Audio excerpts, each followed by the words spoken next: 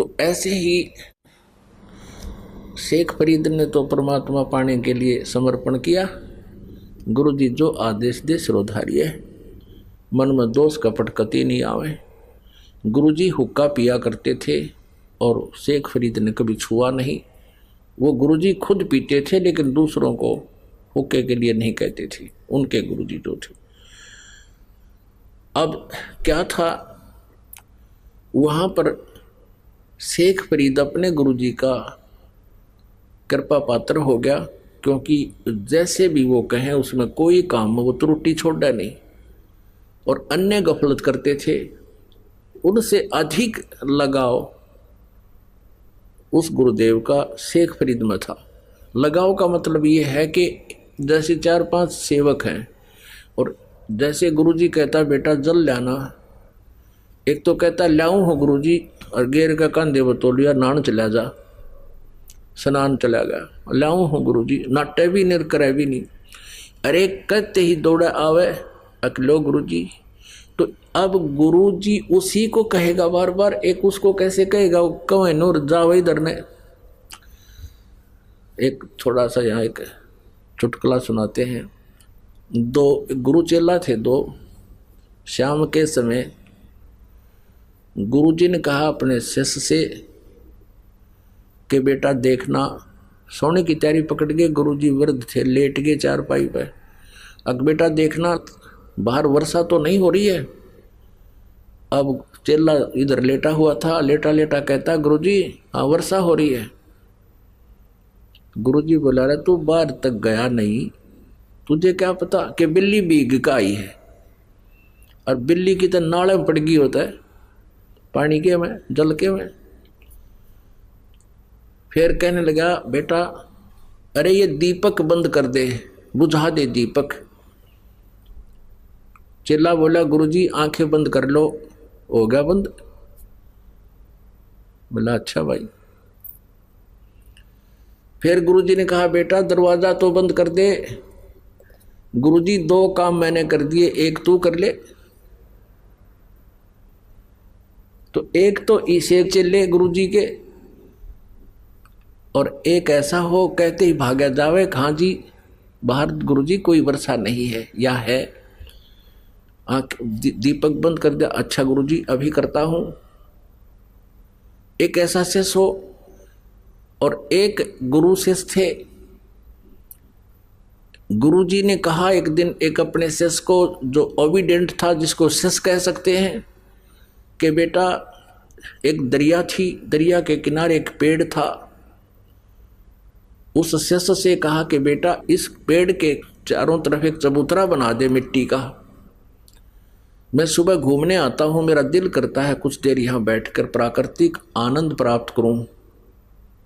दरिया के किनारे आश्रम आधा किलोमीटर दूर था, वो वहां घूमने आता था। गुरुजी शिष्य भी साथ आता। गुरुजी जब वापस आश्रम में आगे गया कस्सी लेकर, और चारों तरफ बहुत सुंदर मिट्टी का चबूतरा बना दिया, 4-4 फुट चौड़ा वृक्ष के चारों तरफ, और लीप लाप के ऐसा बना दिया फिट। अब गुरुजी ने वह देखा कि वाह बेटा वाह, वहाँ घूम फिर के दरिया पर स्नान करके वहाँ बैठ गया। चेला बैठ गया नीचे, बैठा रहा, वाह भाई वाह। अब अगले दिन कहने लगा बेटा ये मुझे अच्छा नहीं लगा, इसको ढा दे, खत्म कर दे। अच्छा गुरुजी। अगले दिन उसको कति प्लेन कर दिया। अगले दिन फिर वो दोनों आए शिष्य गुरु। फिर गुरुजी ने कहा बेटा ये चबूतरा वैसा ही बना दे, मेरा दिल करता है यहाँ बैठूं। चेले ने अगले दिन फिर वैसा ही बना दिया। तीसरे दिन फिर गुरुजी ने कहा कि नहीं इसको वैसा ही कर दे। अच्छा गुरुजी, वैसा ही कर दिया। 2 दिन छोड़ के फिर कहा बेटा मेरा दिल करता है जैसे मैं यहीं बैठूं, एक चबूतरा बना दे। अगले दिन फिर बना दिया। और फिर 2 दिन पीछे गुरुजी ने फिर कह दिया ना इसने कर दे ठीक, मुझे अच्छा नहीं लगा, मेरा कुछ नहीं दिल लगता है। तो एक और देखा करता वहां कोई पाली था, गवाला था, वो कहने लगा उस चेले ने, जब वो अगले दिन उसने ढाण आया, उसको प्लेन करना आया, कहने लगा रहा तेरा दिमाग खराब हो रहा है, इस बुढ़े का तो दिमाग खराब हो रहा है। एक दिन कहे बना दे, दूसरा दिन कहे ढा दे, हैं और तू इसकी सारी बात मानता है। तो वो शेष बोला, भाई इस मारे क्रियाक्रम तो तू परिचित को ना, या मेरी परीक्षा हो रही है भाई, और इस चबूतरे कुछ लेना देना को ना। तो कहने का भाव यह कि एक ऐसा शिष्य हो, तो वो ऐसे शिष्यों में तो था वो कौन, शेख फरीद। और दूसरे वो थे, दो काम मना कर दिए गुरुजी, एक तू कर ले के जमा टूट रहे हैं तेरे। अब ऐसे ही बच्चे को कहा जाए बेटा ऐसा कर ले ऐसा कर ले, तो उनको ईर्षा होगी कि शेख फरीद को ज्यादा प्यार करते हैं। अब प्यार के करो, काम तो कराना ही है अपना।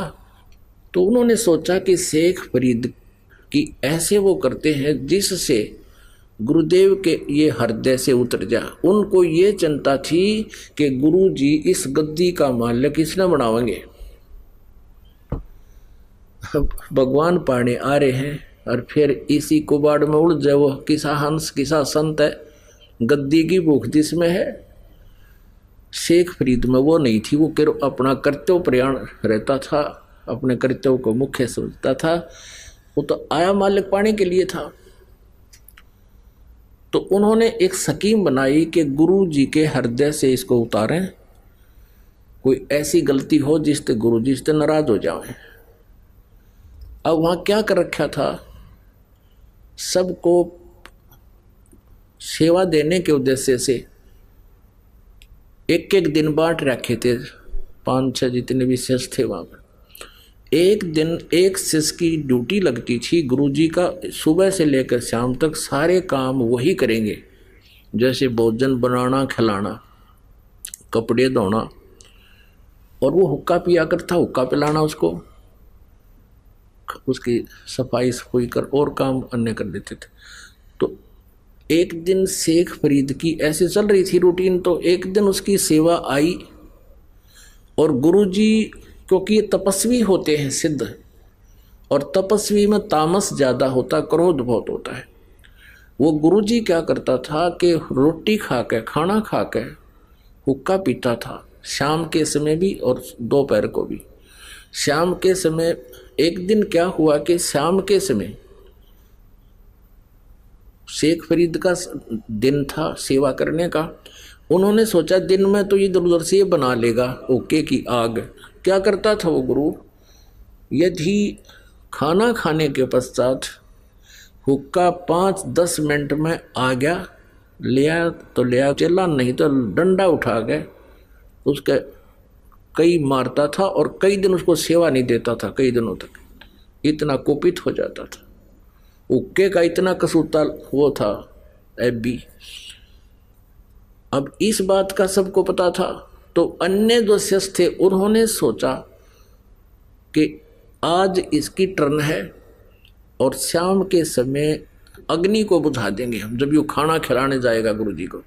अब खाना बना के शेख फरीद जी क्या करते थे कि लकड़ी की कोले होते थे, उनको तैयार कर देते थे हुक्का भरने योग्य। आते हुक्का भर के गुरु जी को दे दूंगा, खाना खिला के आके 2 मिनट में, 4-5 मिनट में दे देता था। अब खाना खुना खिला के आराम, तो वो आया, देखा पीछे से आग बुझ गई। आग थी नहीं उसमें, अग्नि नहीं थी, वर्षा के दिन थे। उसने सोचा भाई होगी आग बुझ गई होगी, नहीं ध्यान गया। उसने सोचा 1 किलोमीटर दूर है गांव, वहाँ धुआं उठ रहा था एक घर में, शाम का समय था। उसने सोचा आज तक की जितनी भी अब गुरुजी के प्रति आपकी गुडविल है वह खत्म होगी और तेरी भक्ति का नाश हो जाएगा। गुरुजी रुष्ट हो गए तो मेरे पल्ला कुछ नहीं रहेगा। ये सोच कर चलम उठा के ओके की स्पीड ठोक दी, फुल स्पीड तक गया जिस घर में धुआं उठ रहा था। और वो माई क्या कर रही थी, वर्षा के दिन थे, चूल्हे में अग्नि बालने का, जलाने की प्रयत्न कर रही थी। कभी धुआं हो जा, कभी आंखों में धुआं आवे, पानी पड़े, यानी गिल्ला सापन हो करके वो आग जला रही थी। कभी बुझ जाती थी, कभी फिर जला रही थी, यानी उसने आग जला रखी थी ऐसे, वो दुखी हो रही थी। अब वो शेख फरीद कहा माई अग्नि देना, माई अग्नि देना।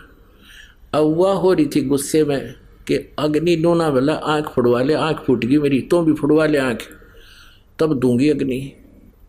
अकले माई चिमटा ले रहा था, आंख में गो के और वो आंख काट के दर दी। अकले माई अब तो दे दे मुझे अग्नि। अब माई ने सोचा रे तेरा गुजबू तुमने सचमुच आंख निकाल दी। वो डर गई, सारी चूल्हे की आग बाहर निकाल दी। किले महाराज जी ले जा। उनको पता था कि ये जिस आश्रम से आया है वो महात्मा बहुत सिद्ध पुरुष है, उसने जो वचन निकाल दिया तो तुम्हारे कुल का नाश हो जाएगा। वह डर गई। अब उसने कुछ नहीं कहा बेचारे ने। उसने क्या किया, अपना कपड़ा सा बांध लिया एक आंख के ऊपर के जो निकाली थी और अग्नि रख के और फिर सपीटते भाग लिया। उधर गुरुजी ने देखा भी 2 मिनट हुई, 4 हुई, 5 होगी, 10 मिनट जब होगी आवाज लगाई रहा शेख फरीद हुक्का भरला बेटा, आवाज नहीं आई। थोड़ी देर बाद से फिर लगाई आवाज, तीसरी आवाज फिर लगाई रहा काकित मर गया तू, शेख फरीद कहाँ मर गया तू आज। तब उसने सुनी गुरुजी तो भाई नाराज हो लिए। वो दूर से ही कहता आ गया गुरुजी, आ गया गुरुजी। बोला के बात होगी थी। गुरुदेव अग्नि बुझ गई आज और गांव से दौड़ के लाया। अका अच्छा बेटा कोई बात नहीं, रख दे। वो कब्र कहो तो पीगस हो गया और वो जाकर अपना एकांत में लेट गया। माई ने सोची जे अब जाऊंगी तब ना जाने महात्मा के कह देगा, सुबह तक कुछ उनका गुस्सा कम हो लेगा। उसने सोचा था यो चेला जाकर बताओगा वो लाल पीला होया पाओगा। वह माई सुबेर है मटके के कापण पर ढक्कन पे वह आंख रख कर लेगी और कहने लगी महाराज जी मेरे पे गलती होगी। सारी कहानी बताई, ऐसे ऐसे आपका शिष्य गया था और आग अग्नि मांगे था और मैं दुखी हो रही थी महाराज जी, मेरे से गलती से निकल गया, तू आंख फुड़वा ले। आपके चेले ने आंख निकाल के दे दी या रखी। तो उसने सोचा रे शेख फरीद गया था, वो बुलाओ भाई शेख फरीद। बात जाया कहाँ जी कि ये क्या कहानी है, क्या हो गया था बेटा। कुछ नहीं गुरुदेव, आपके होते क्या हो सकता आपके दास को। अरे ये माई क्या कह रही है। तब उसने कहा, माई कहने लगी सचमुच ये ऐसे आंख निकाला, ये पट्टी बांध रहा है गुरुदेव। बोला रे सचमुच। गुरु कहने लगा खोल इस पट्टी को। पट्टी खोली तो आंख साबित पाई, पूरी आंख पाई उसकी शेख फरीद की, लेकिन थोड़ी छोटी थी। अब पुण्यात्माओं इस कहानी का, इस कथा का जो निष्कर्ष निकलेगा उस पर ध्यान देना। अब इतने सिद्ध पुरुष होकर भी वो मोक्ष प्राप्त नहीं थे, मोक्ष की साधना नहीं थी। परमात्मा कहते हैं, परमेश्वर अपनी अमृतवाणी में कि ऐसी ऐसी 24 सिद्धियां भी आपके पास आ जावें तो अगर सत साधना नहीं है तो भी आपका जीवन व्यर्थ है। अब क्या हुआ, अब इस बात से और आसपास खूब महिमा होगी उस संत की, भाई ऐसा संत है, ऐसा संत, ऐसा हो गया, ठीक। कुछ दिनों के बाद उसकी मृत्यु होगी संत की, उस महात्मा की। शेख फरीद तो भक्ति के लिए निकला था और वो तपस्या की मार्ग बताता था। अब जो गुरु था वो साधना बताता था कि तप करो, कष्ट दो शरीर को ज़्यादा से ज़्यादा, तब तुम्हें परमात्मा प्राप्ति होगी, दर्शन होंगे, दीदार होंगे अल्लाह के। अब शेख फरीद वो आश्रम को छोड़ गया क्योंकि वहाँ गद्दी के भूखे थे, उनको गद्दी नहीं चाहिए थी। वहाँ जाकर दूर साधना करने लग गया। अब उसने ये सोचा था कि गुरुजी ने बता रखा है कि ज़्यादा से ज़्यादा तप करेगा, शरीर को कष्ट देगा भगवान, तब तुम्हें दर्शन देगा। 12 वर्ष में उसने 50 किलो अन्न खाया। 12 वर्ष में 50 किलो अन्न।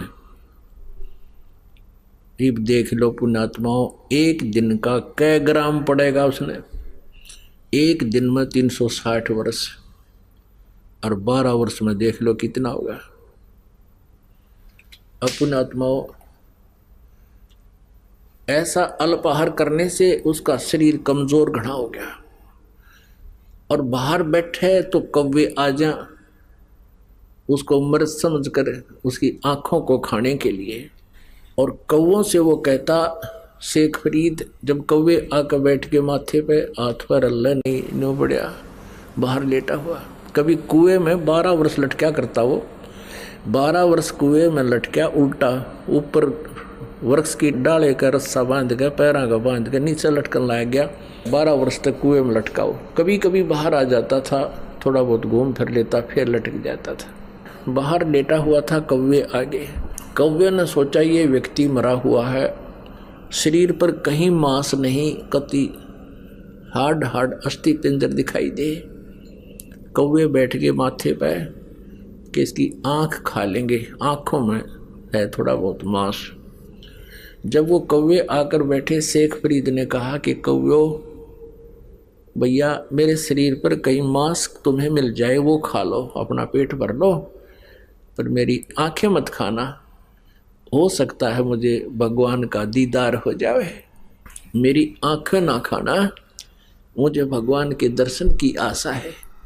यूं कह के फूट फूट कर रोने लग गया कि भगवान मिला नहीं, सारा जीवन व्यर्थ हो गया, अब पता नहीं कितने दिन का जीवन है। तो सोचा कि अगर बाहर ज़्यादा रहूँगा तो ये कौवे फिर खा जाएंगे। धीरे धीरे पैर रस्सी बांध ली और धीरे धीरे अभ्यास हो रहा था, पकड़ के लटक गया और फूट फूट कर रो रहा कि भगवान अल्लाह के दर्शन हुए नहीं आपके, और जीवन अंत हो गया। कौन सी त्रुटि बनी मुझ पापी से, गुरुजी ने तो बताया था मैं सब कर रहा हूँ। अब जब ये दशा देखी, कहते हैं जो जन मेरी शरण है, ऐसी पुण्यात्माएं जो हैं वो कभी परमेश्वर कबीर जी की शरण में, उनके सानिध्य में साधना किए हुए होते हैं, जब वो तत्वदर्शी संत रूप में पृथ्वी पर विराजमान होते हैं। उसमें इतनी अच्छी भक्ति बन जाती है कि कई जन्मों तक भी वो अगर पार नहीं होते तो यहाँ भटकते रहते हैं, उसकी तरफ रहती है वो भक्ति, अंश समाप्त नहीं होता जैसा आप जी के अंदर है। ये सभी पुण्यात्मा जो दूसरे पंथों में या धर्मों में या कहीं किसी और मंदिर मस्जिद गुरुद्वारों में जो जा रहे हैं, ये परमात्मा की भक्ति चाह रहे हैं, कभी ना कभी किसी युग में परमात्मा कबीर देव जी के सानिध्य में भक्ति किए हुए। अब शेख फरीद भी उन्हीं में से, उन पुण्यात्माओं में था जो पार हुआ नहीं। बीच में हम विचलित हो जाते हैं क्योंकि हम भगवान को पहचान नहीं सके, क्योंकि हम सदग्रंथों से परिचित नहीं थे, इसलिए हम विचलित होते रहे। भगवान आकर चले गए, हम यहीं रह गए, वो हम उनके साथ नहीं जा सके क्योंकि हम उनको पहचान नहीं सके, उन पर विश्वास बना नहीं। अब शेख फरीद लटका हुआ रो रहा बुरी तरह।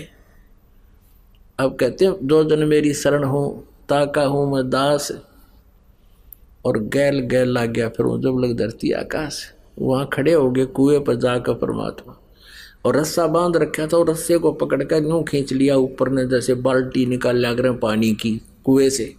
शेख फरीद जी जब कुएं में लटका करते थे उल्टे, तो कोई ग्वाले आ जाते थे, पाली होते थे, ये शरारती हुआ करें, वो क्या करते थे उस रस्से को पकड़कर ऐसे हिला देते थे।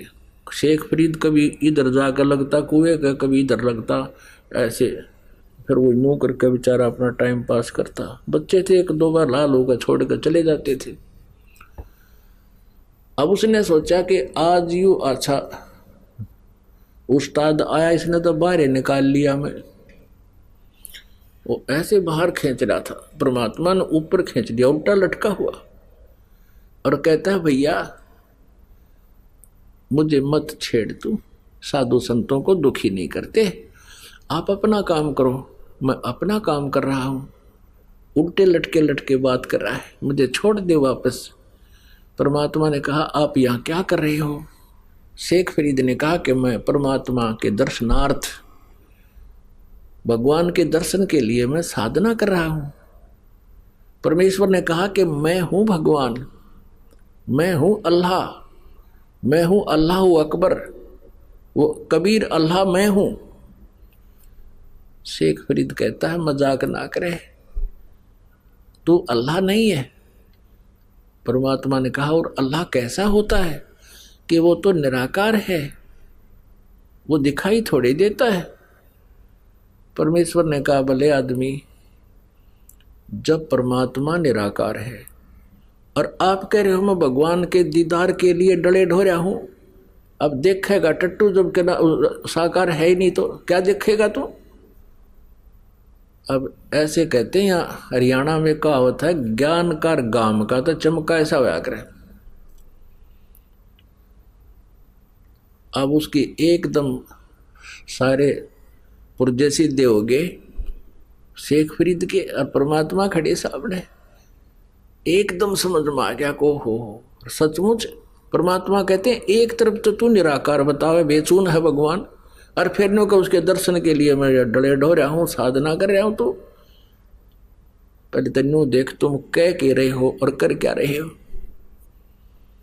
तो उसने सोचा शेख फरीद ने, भाई काटे का आदमी 16 ने बात की, विश्वास फिर बिना क्यों भगवान है, पैर पकड़ दिए नू के नू। यह बात उनको याद है कि कुरान शरीफ में ये लिखा है कि उसके बारे में कोई बाखबर बताओगा।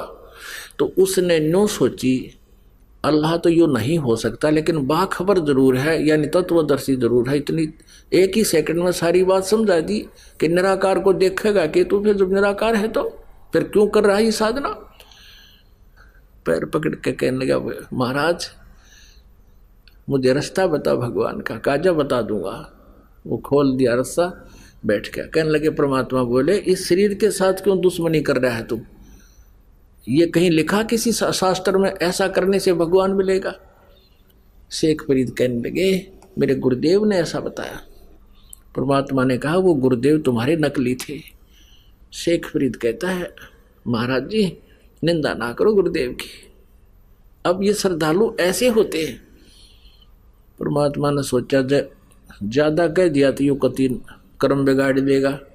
परमेश्वर बोले, बेटा इस शरीर से तू शत्रुता कर रहा है, ऐसे भगवान नहीं मिलता। कहाँ जी, वो तो मुझे समझ में आ गई कैसे नहीं मिला, तभी तो इतना उस समय बीत गया। तो परमेश्वर ने कहा, आहार कर, प्रथम अंजल संयम राखे, योग युगत सब सतगुरु भाखे। थोड़ा खावे, अवश्य खावे, ज्यादा भी नहीं खावे कि लटके आए, जब पेट भर कर कति दड़ी पक्का खा ले, और इतना भी नहीं खावे कि आंत मुस जा और उस कोडा हो जा शरीर। थोड़ा खावे अवश्य, लेकिन सीमित खावे, अल्प, मतलब जितना अपना भक्ति के योग्य ही, उसमें ज़्यादा भी नहीं खावे और कति टाल भी नहीं करे। तो धीरे धीरे उसको खाना मालिक ने शुरुआत करवाई, फल आहार करवा कर फिर कहा भोजन कर और कर भक्ति, मैं बताऊं तेरे को मंत्र ऐसा कर। तब उस शेख फरीद का कल्याण हुआ। परमात्मा कहते हैं, लागी का मार्ग और है, लागे चोट काल जा करके। लागी का मार्ग और है, लागे चोट काल जा करके, लागे चोट कले जा करके। कहते हैं जिनके लगन लगी उनकी हालत न्यारी होती है, उनके कलेजे में कसक बनती है परमात्मा के पानी की।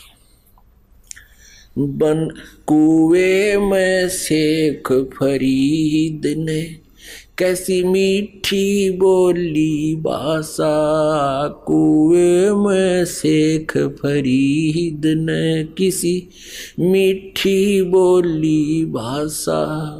तुम चुन चुन कागा खा लियो रे मेरे हाडों पर का मासा। तुम चुन चुन कागा खा लियो रे मेरे हाडों पर का मासा। मेरे दो नैना मत छेड़ियो रे मोहे राम मिलन की आशा। मेरे दो नैना मत छेड़ियो रे मोहे राम मिलन की आशा। जिन करी तपस्या घोर थी वो ओहे आसरे अर्क। वो ओहे आसरे हर्क, वो ओहे आसरे अर्क। लागी का मार्ग लग चोट काल जा करके, लग चोट काल जा करके। लागी का मार्ग और है, लग चोट काल जा करके।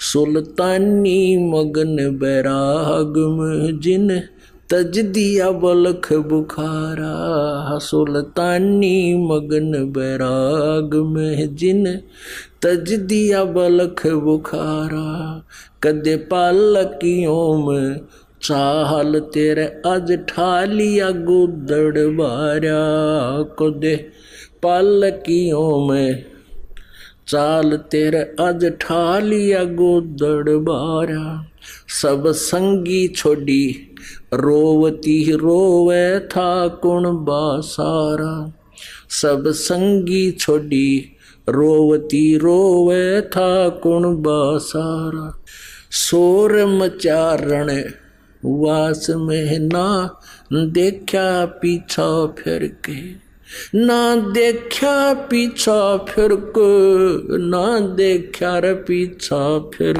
के लागी का मार्ग और है लग चोट काल जा करके लग चोट काल जा करके लग चोट काल जा करके ला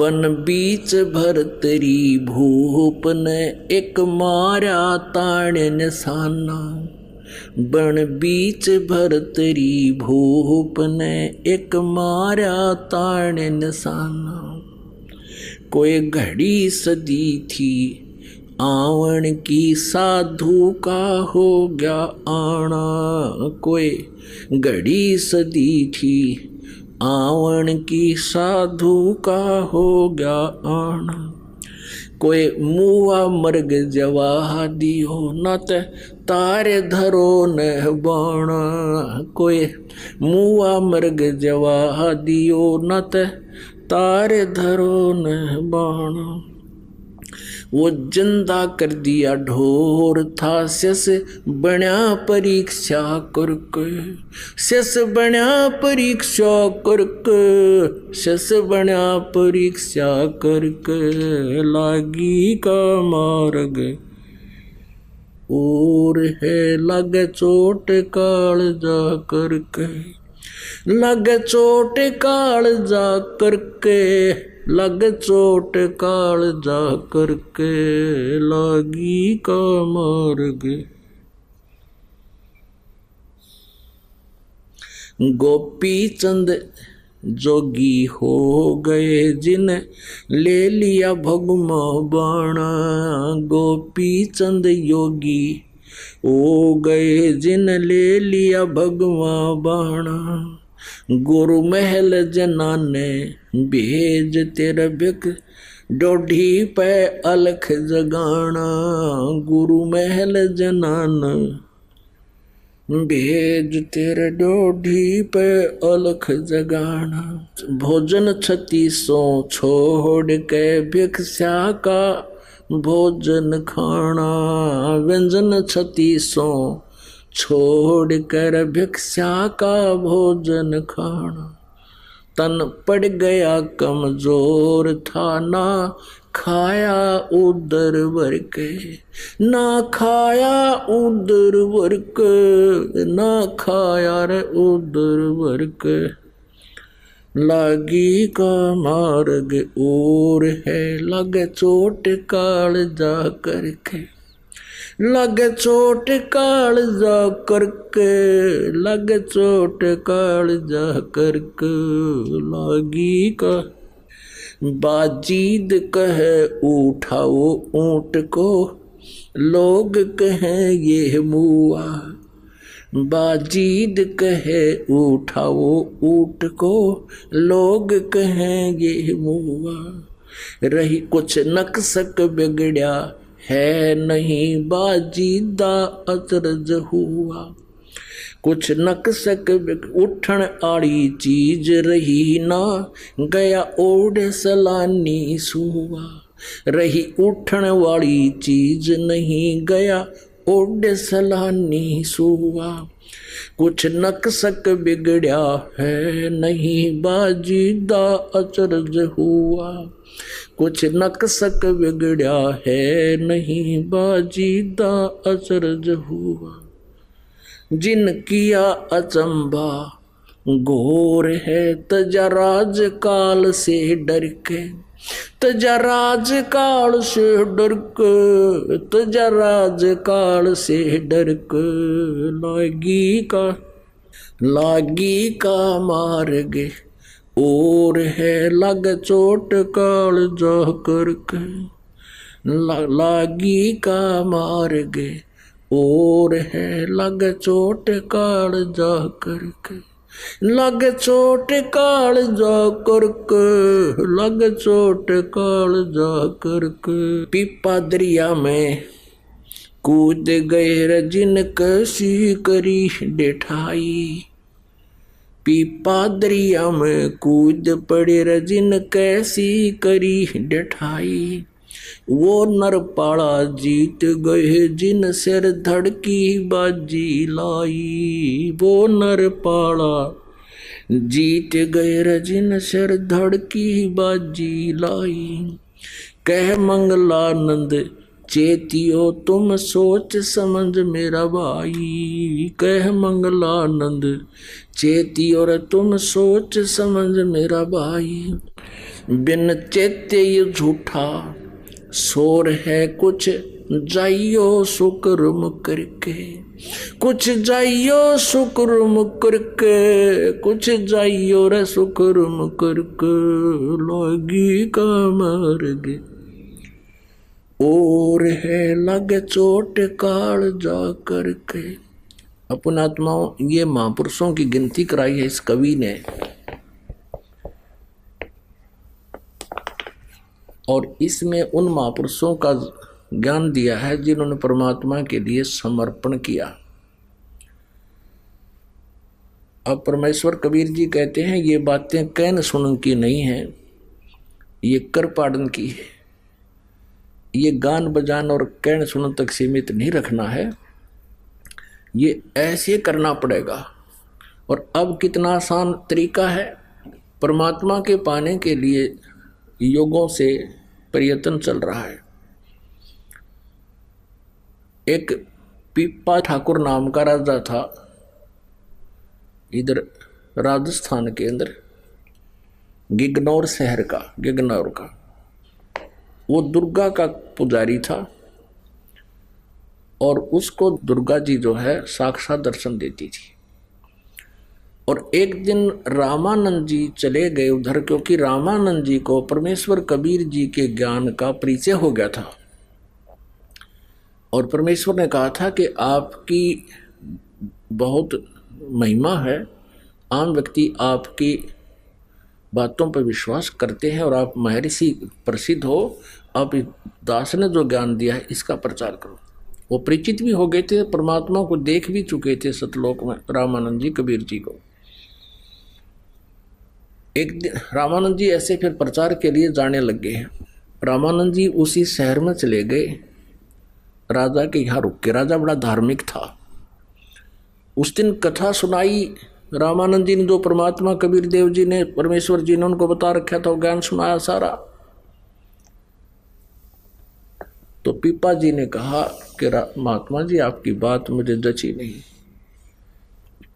कि दुर्गा से ऊपर भी कोई शक्ति है। तो रामानंद जी ने कहा कि आप अपनी देवी से पूछ लेना। अब उसने एक विशेष अनुष्ठान किया करता था, जब उसको दर्शन देती थी विशेष अनुष्ठान करवाया, दुर्गा प्रकट हुई। दुर्गा से पूछा कि माता कोई और भी शक्ति है? तो ये देव जो होते हैं झूठ नहीं बोला करते। उन्होंने कहा कि हाँ भाई और शक्ति है, पर वह तुझे मिला को नहीं, तुझे वो दर्शन नहीं देगी। अब पीपा का खटक गया बात है, भाई दर्शन वो क्या सारा काम होगा। अब क्या किया, रामानंद जी ने फिर कुछ दिन के बाद फिर जाना था, वो फिर गए और पूछा कि राजन अब क्या राय है आपकी? तो पीपा जी ने कहा महाराज जी जो बात आप कह रहे थे वह सच्ची है सारी, दुर्गा से मैंने पूछ लिया, अब मैं तो आपके साथ चलूंगा। परमात्मा ने सोची कि राजा आदमी भाई और यहाँ मेरे साथ वो भी ले आइए, तो आगे फिर कभी दुखी करेगा। तो उसको कहने लगा कि राजन ठीक है, आपको मैं फिर आऊंगा लेने के लिए, आप फिर आना। अब पीपा ने सोचा कि ये महाराज जी फिर आवेगा और मेरे कसक लाग रही करड़ी। कहने लगा महाराज जी मेरा तो पल पल भारी हो रहा है, मैं आपके साथ चलूंगा। तो बहुत समझाया कि राजन वहां जमीन पर सोना पड़ेगा, लुखी सुखी खानी पड़ेगी, अब मैं सब कुछ कर लूंगा। फिर उसने सोचा अकबर चल ठीक है, बोले तो त्याग दे, राज त्याग दिया। अब उनकी पत्नियां भी तैयार हो ली। 3 पत्नी थी पीपा ठाकुर के, 3 औरतें थी, तीनों तैयार हो ली कि हम भी चलेंगे आपके साथ। अब राजा बोला कि महाराज जी ये तो तीनों तैयार हो ली, यू सांग फिर नो का नो रह गया आगे, ये भक्ति करने देनी मेरे को। रामानंद जी कहने लगे काम कर, इनको न्यू कह दे कि अपने गहने हैं और सब आभूषण हैं, अच्छे अच्छे कपड़े यहाँ छोड़ दो, एक तन पर जो कपड़ा पहन रखा है वो साथ ले ले, कह दे, फिर कोई दिक्कत नहीं। उसने ऐसा ही कह दिया सबको। अब तीनों के पास राजा कहने लगा कि अपने आभूषण सब यहीं उतार दो, सिंगल कपड़े पहन लो, एक एक ड्रेस लेकर चलो मेरे साथ। 2 तो ये कहने लगी कि ना जेवर ना छोड़ूं मैं, आभूषण ना छोड़े, इतना सोना इतने बढ़िया हार हम ना चलते। फिर वो तीसरी का नाम सीता था। सीता ने सब आभूषण उतार कर वहीं रख दिए, सिंपल साड़ी पहन ली जो सिंपल सी, और वो तैयार हो ली। अब राजा वापस आया, गुरुजी बैठे थे अलग स्थान पर बाहर। कहने लगे गुरुदेव 2 आपत्ति तो टल गई, एक रहेगी वह तैयार हो ली। क्योंकि रामानंद जी को पता था कि स्त्री को अपने आभूषण जानते ही प्यारे हुआ करें, और जिन आभूषण भी त्याग दिए तो वो भक्ति में बाधक नहीं हो सकती, वो पुण्य आत्मा है। और जब ये त्याग देंगी तो ठीक है, कोई दिक्कत को नहीं, फिर भक्ति कर लेंगी। और जब ये आभूषण चिपटी है तो वहाँ पार पड़े को नहीं, आभूषणों के चिपकी रहेंगी तो ये भक्ति की योग्य नहीं है। तो 2 तो नाटकी साथ चालन तो मना कर दिया, एक फिर भी तैयार हो ली। तब रामानंद जी ना के बता के भगवान 2 तो टल गई, एक अब भी रहेगी। रामानंद जी कहने लगे मैं चलता हूँ तेरे साथ। रामानंद जी ने कहा कि बेटी ये देखो हमारे साथ चलेगी, वहाँ 100 तरह के व्यक्ति होते हैं, कोई बुरा कहेगा, कोई भला कहेगा, बदतमीजी करेंगे, आप यही रहो। अक नहीं महाराज जी, मुझे भी आत्म कल्याण कराना है। तो रामानंद जी कहने लगे बेटी हमारे साथ चलना है तो कति नींव वस्त्र होकर चलेगी। अब सीता बोली जी ठीक है। जब वो साड़ी लागी उतारन, कब लो, तब कहने लगे बेटा बस बस बस। तब रामानंद जी कहने लगे, रामानंद जी ने कहा पीपा जी से कि ले ले इस बेटी ने साथ, या तेरा बाधक नहीं पड़ेगी, सहयोग देगी, इसलिए तो कुर्बान होगी है सब कुछ। और लोक लाज मर्याद जगत की तरण जो तोड़ बगावे, जब कोई राम भगत गत पावे। तो दोनों चले गए, रामानंद जी के वहां रहने लगे। रामानंद जी कहीं बिहार पर चले गए बाहर घूमने के लिए, दूसरी तरफ सत्संग करने के लिए। उनको कहा कि तुम यही रहना, मैं 10-15 दिन में आऊंगा। वो दोनों जने आश्रम में छोड़ दिए। उन्होंने सुन रखा था कि भगवान कृष्ण जी की द्वारका जलमग्न होगी, जल में डूबेगी। वो दोनों सीता और पीपा दोनों घूम रहे थे, पति पत्नी यानी भक्त भक्तनी। वहाँ एक पाली था, उससे पूछा कि कहते हैं भगवान श्री कृष्ण जी की द्वारका थी यहाँ पर, क्या अब भी भगवान यहाँ रहते हैं? पाली बोला हाँ यहीं रहते हैं, ये अंदर है, इसमें इस दरिया के अंदर है। अब उन्होंने दोनों ने सोचा कि गुरुजी हमें तब तक भगवान को मिलाते हैं, बोले बाले होते हैं भक्त। उसने कम्मे आदमी की बातों पर विश्वास कर लिया कि यहाँ है भगवान की द्वारका नीचे। ग्वाल बाल भी है वहाँ पर, खूब खेलते हैं वहाँ पर। उन दोनों ने सलाह मिला ली, गुरुजी हमें तब तक हफ्ता यहाँ भगवान से मिलाते हैं। चलो, दोनों ने सोचकर कदम छलांग लगा दी दरिया में। अब परमेश्वर कबीर देव जी ने उस दरिया के अंदर ही द्वारका रच दी उन भक्तों के लिए। अब 7 दिन वहां रहे, ग्वाल बाल भी तैयार कर दिए, के लागे भगवान ने। और श्री कृष्ण का रूप बना के वहाँ घूम रहे हैं। 7वें दिन वो चलन लगे वापस, भगवान हम जाओ, हमारे गुरु जी आने वाले हैं। तब कहते हैं श्री कृष्ण रूप में परमेश्वर पूर्ण ब्रह्म ने एक अंगूठी निकाल कर दे दी और पिप्पा जी को परा दी। उस पर लिखा था कृष्ण।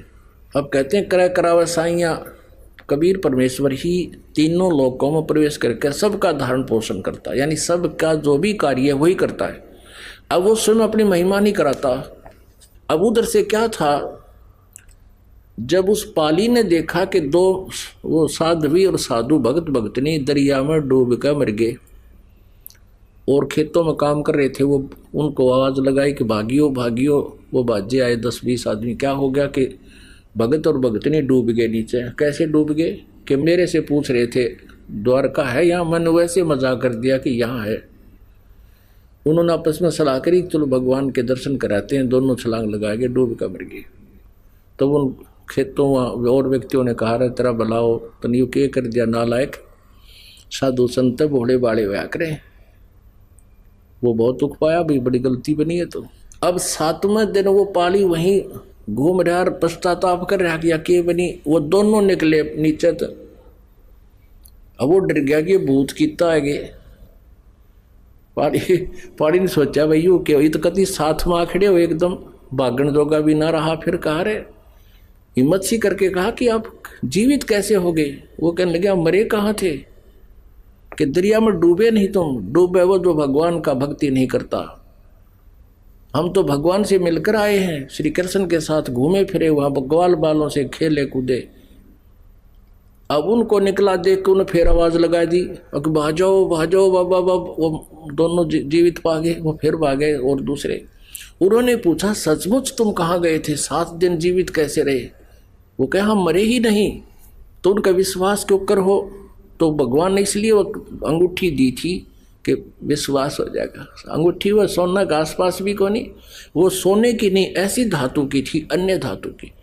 दिखाया देख भगवान ने ये अंगूठी दी है, यहाँ तो ऐसी धातु भी नहीं है। उस पर कृष्ण नाम लिखा था। सबका विश्वास हो गया। तो कहने का भाव ये है, इसमें आया है पीपा दरिया में कूद गए रजिन कैसी करी ढेठाई। ढेठ यानी कितनी हौसला किया, ढेठ माने कितनी जो है हिम्मत करी। पीपा दरिया में कूद गए रजिन कैसी करी ढेठाई। वो नर पाड़ा जीत गए रजिन सिर धड़ की बाजी लाई। नर वो पाड़ा जीत गए रजिन सिर धड़ की बाजी लाई। कह मंगलानंद चेतियो तुम सोच समझ मेरा भाई। बिन चेते झूठा शोर है कुछ जाइयो रे शुक्र मुकर के। कुछ जाइयो शुक्र मुकर के, कुछ जाइयो रे शुक्र मुकर के। लागी का मार गे और है लग चोट काल जा करके। तो इसीलिए कहा कि कुछ अच्छे काम करके जाइए, संसार छोड़कर तो जाना ही तुम्हें पड़ेगा। तो कहने का भाव ये है कि परमात्मा पाने के लिए हम युगों से भटक रहे हैं। अब ऐसी ऐसी साधनाएं भी कर ली, परमात्मा ने ऐसी लीलाएं भी दिखा दी, तो भी मोक्ष नहीं था जब तक वो कबीर परमेश्वर की शरण में नहीं आए और इस सत साधना उनको नहीं मिली जो आज आपको मिली। इसी से मोक्ष होगा, इसी से संसारिक सुख होंगे। अब ये पीक टाइम था, वहाँ कुछ भक्ति उनकी कराकर परमात्मा लाते रहे। कहते सोचल छिद्र मैं करूँ अपने जन के काज। शेख फरीद के पास पहुँच के उनकी भक्ति बढ़ा दी, सत भक्ति करवाई। तो पुण्यात्मा आपके ऊपर कितनी मेहर मान की, वो सतनाम और असली नाम सीधे ही मिल रहे हैं आपको। किसी प्रकार का कोई विशेष प्रयत्न नहीं, आपके पास संदेश भिजवा रहे हैं परमात्मा, क्योंकि ये पीक टाइम आ गए। ये प्राइम टाइम है उस परमेश्वर के पाने का, या बिचली पीढ़ी का समय है। इस समय जिसका मानव शरीर है वो पुण्यकर्मी प्राणी है, उससे भी पुण्यकर्मी वो है जिनको परमात्मा का यू मार्ग मिल गया। उनमें से आप हो। धन्य आपके माता पिता जिनसे जन्म हुआ। बोलो सतगुरुदेव।